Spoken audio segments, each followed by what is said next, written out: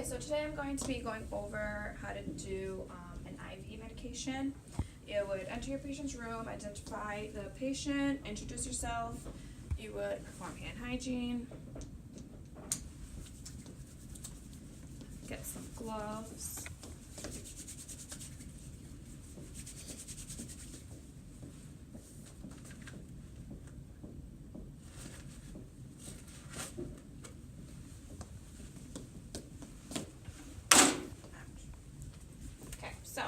if you would be administering the medication with a syringe, first of all, you want to make sure that you look at the IV site. This is not the appropriate type of dressing, but for this purpose, you want to make sure that you can see the IV site. You're going to check for any inflammation or infiltration. If it's warm or something like that, then you would discontinue this site and start again with a new one. So if you're going to be administering medication through a syringe, you would clean this vial with an alcohol swab, drop your medication, and then you would insert it to the port, insert it, and then let it flow into that. And you never want to recap your needle. And you would have cleaned this port with the alcohol swab as well. You want to, before you administer any medication, you want to check the MAR 3 times prior to the actual administration. You want to assess the patient for any allergies and be aware of any adverse effects of the medication that you prescribed. Moving on to this, you want to make sure that your tubing isn't kinked at all and that it is able to flow naturally. All the ports should be open, which they are. If you are to administer a medication like an antibiotic or something like that, you would make sure that first of all it's not expired, there's nothing floating in there, and that it's the appropriate medication according to the MAR, and that it matches the dose and things like that. And again, you want to make sure that it is higher than the other solution that you are infusing. If you were to be using a pump system, you would prime your tubing and feed it through the chamber, and then you would program the tubing. You would enter, usually it's the first 3 letters of whatever the medication is, the patient's name, and then it would go from there. And just make sure that it is the appropriate medication, the right patient, things like that, and that you are aware of any adverse effects, allergies, etc. You want to make sure that after you have given this medication that your patient is tolerating it well, they're not, like I said, having any adverse effects, that they're tolerating it well, and always be aware of your IV site.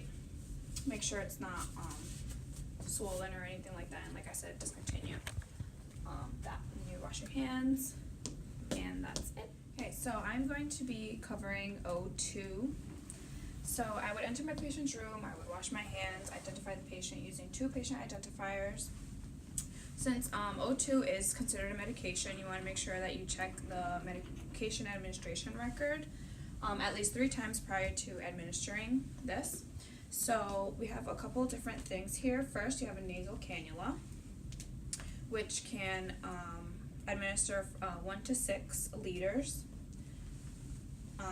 If it goes above 4 liters, you're going to want to use a humidifier so that the person's nares do not become too dry. So this person doesn't have ears, but you just go like this, put it around, and then hook it up to the wall, and use the knob here to give the appropriate amount of O2.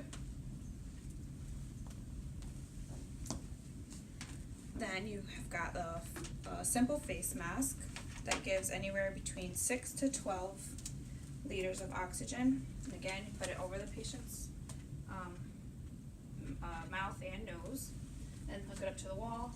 Again, giving the appropriate amount of O2.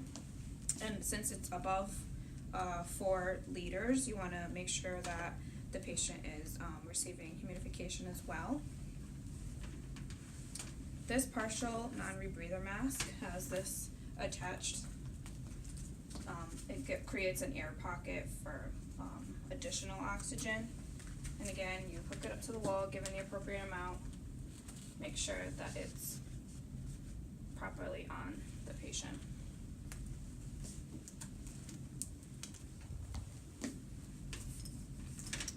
This is called a face tent, and it's usually used for patients who are claustrophobic and would become uncomfortable by the face mask.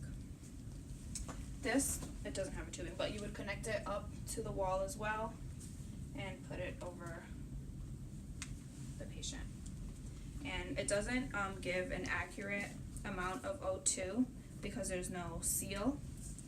So that would be for somebody who is not in dire need of oxygen.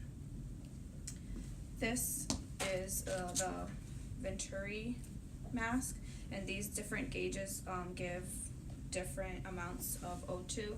You would just check the medication record to see what the doctor measured. Again, connect it to the tubing, to the wall, and give to your patient.